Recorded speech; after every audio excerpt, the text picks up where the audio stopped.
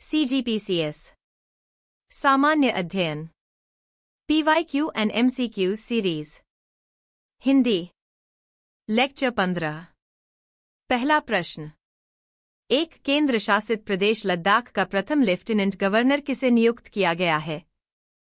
अ. Girish Chandra Murmu, B. Radhakrishna Mathur, सी. Satyapal Malik, D. NN Bohra. इस प्रश्न का उत्तर है बी. केंद्र शासित प्रदेश लद्दाख के पहले लेफ्टिनेंट गवर्नर राधाकृष्ण माथुर को नियुक्त किया गया था। उन्हें 31 अक्टूबर 2019 को लद्दाख का लेफ्टिनेंट गवर्नर नियुक्त किया गया, जब जम्मू और कश्मीर से विशेष राज्य का दर्जा हटाने और इसे दो केंद्र शासित प्रदेशों जम्मू कश्मीर और लद्दाख में विभाजित करने का निर्णय लिया गया था। राधाकृष्ण माथुर इससे पहले जम्मू कश्मीर के राज्यपाल भी रह चुके थे और उनकी प्रशासनिक अनुभव को ध्यान में रखते हुए उन्हें इस पद पर नियुक्त किया गया। अगला प्रश्न 2. वर्ष 2019 का नोबेल शांति पुरस्कार किसे प्रदान किया गया है? अ. दलाई लामा, तिब्बत, बी. मलाला यूसुफजाई, पाकिस्तान, सी. अबी अहमद अली, इथियोपिया, डी. नादिया मुराद बासिताहा, इराक। इस प्रश्न का उत्तर है सी. वर्ष 2019 का नोबेल शांति पुरस्कार अबी अहमद अली, इथियोपिया के प्रधानमंत्री को प्रदान किया गया।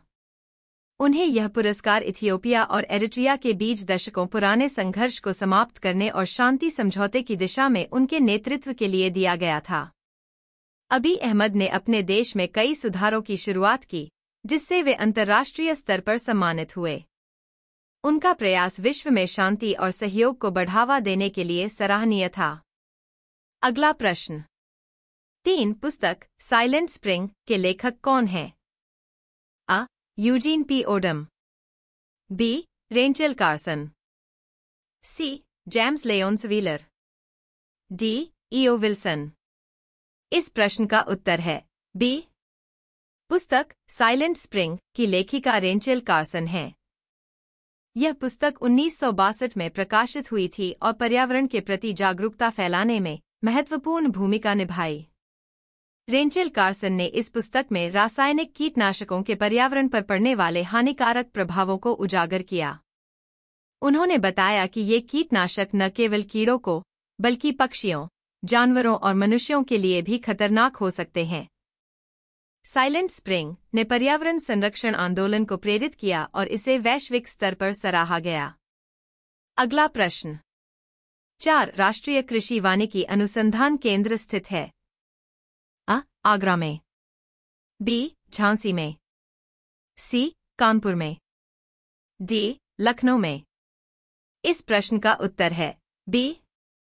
राष्ट्रीय कृषि वानिकी अनुसंधान केंद्र नारी, झांसी में स्थित है।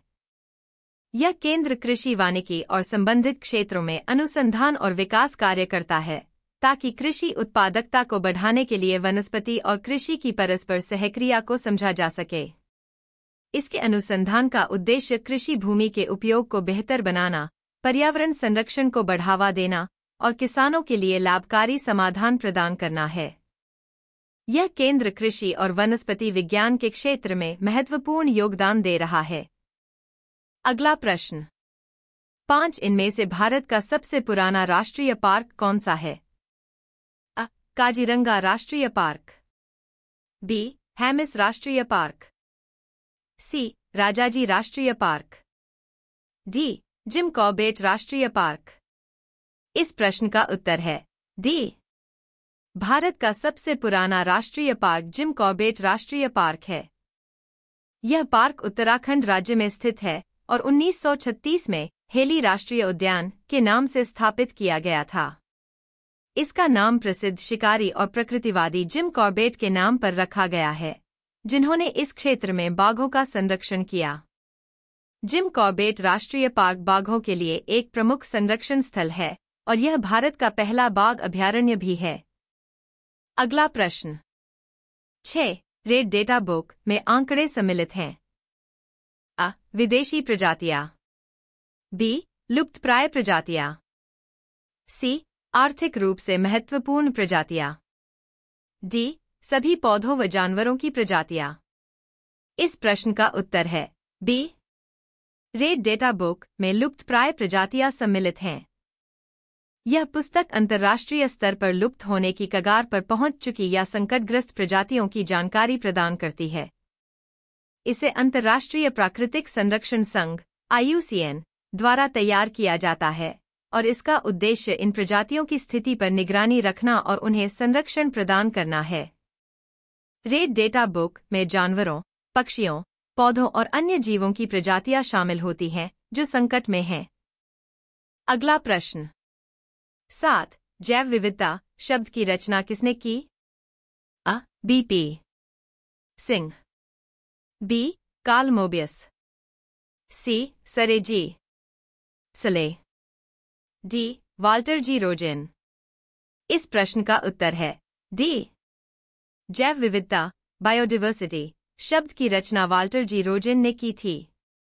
यह शब्द जैविक विविधता के विभिन्न रूपों जैसे कि पौधों, जानवरों और सूक्ष्मजीवों के विविधता और पारिस्थितिकीय तंत्र की विविधता को व्यक्त करने के लिए उपयोग किया जाता है। जैव विविधता का संरक्षण पारिस्थितिकी संतुलन बनाए रखने और पारिस्थितिकी तंत्रों की स्थिरता के लिए अत्यंत महत्वपूर्ण है। वाल्टर जी रोजेन ने इस शब्द को 1986 में प्रसिद्ध किया और इसके महत्व को समझाया। अगला प्रश्न 8। छत्तीसगढ़ के प्राचीन शर्भपुरीय वंश के शासकों की निम्नलिखित राजधानियां थी। 1. प्रवरपुर, 2. शर्भपुर, 3. सिरपुर, 4. प्रसन्नपुर। सही उत्तर चुनिए। अ. 1, 2, 3, सी. 1, 3, 4, बी. 2, 3, 4, डी. 1, 2, 4। इस प्रश्न का उत्तर है बी। छत्तीसगढ़ के प्राचीन शर्भपुरीय वंश के शासकों की राजधानियां शर्भपुर, सिरपुर और प्रसन्नपुर थीं। शर्भपुरीय वंश का ऐतिहासिक महत्व है और इनकी राजधानियां उस समय के समृद्ध शासकीय और सांस्कृतिक केंद्र थीं। सिरपुर विशेष रूप से एक प्रमुख प्राचीन नगर था जो धार्मिक और सांस्कृतिक दृष्टि से महत्वपूर्ण था। इस वंश ने छत्तीसगढ़ क्षेत्र में अपने शासन का विस्तार किया और विभिन्न धार्मिक और सांस्कृतिक योगदान किए। अगला प्रश्न 9। रतनपुर के कलचुरी शासक पृथ्वीदेव प्रथम के संबंध में निम्नलिखित में से कौन सा कथन सत्य है? अ. पृथ्वीदेव प्रथम ने रतनपुर में पृथ्वीदेवेश्वर मंदिर का निर्माण किया। बी. उसके दरबार में राजशेखर नामक साहित्यकार था। सी. उसने सकल कोसलाधिपति की उपाधि धारण की। डी. उसने सुवर्णपुर, उड़ीसा पर अधिकार कर लिया। इस प्रश्न का उत्तर है सी। रतनपुर के कलचुरी शासक पृथ्वीदेव प्रथम ने सकल कोसलाधिपति की उपाधि धारण की थी। यह उपाधि उनके साम्राज्य के विस्तार और शक्ति को दर्शाती है, जिसमें उन्होंने छत्तीसगढ़ और आसपास के क्षेत्रों पर अपनी शक्ति स्थापित की। इसके अलावा वह एक वीर और सक्षम शासक थे जिन्होंने क्षेत्रीय राजनीति में महत्वपूर्ण भूमिका निभाई।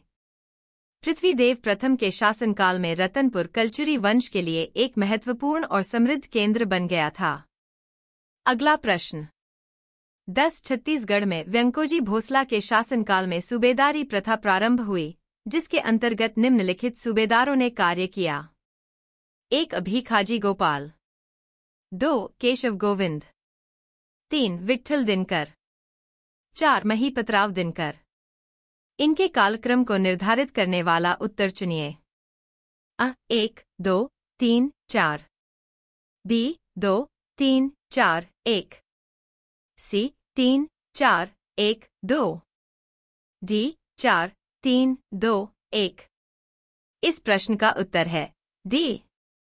छत्तीसगढ़ में व्यंकोजी भोसला के शासनकाल में सूबेदारी प्रथा के अंतर्गत कार्य करने वाले सूबेदारों का कालक्रम 4, 3, 2, 1 था, अर्थात महीपतराव दिनकर, विट्ठल दिनकर, केशव गोविंद और भीखाजी गोपाल। ये सूबेदार व्यंकोजी भोसला के अधीन कार्य करते थे और छत्तीसगढ़ क्षेत्र में प्रशासनिक कार्यों को सुचारू रूप से चलाने में महत्वपूर्ण भूमिका निभाते थे। सूबेदारी प्रथा ने उस समय के शासन व्यवस्था को मजबूत किया और क्षेत्रीय प्रशासन को केंद्रित किया।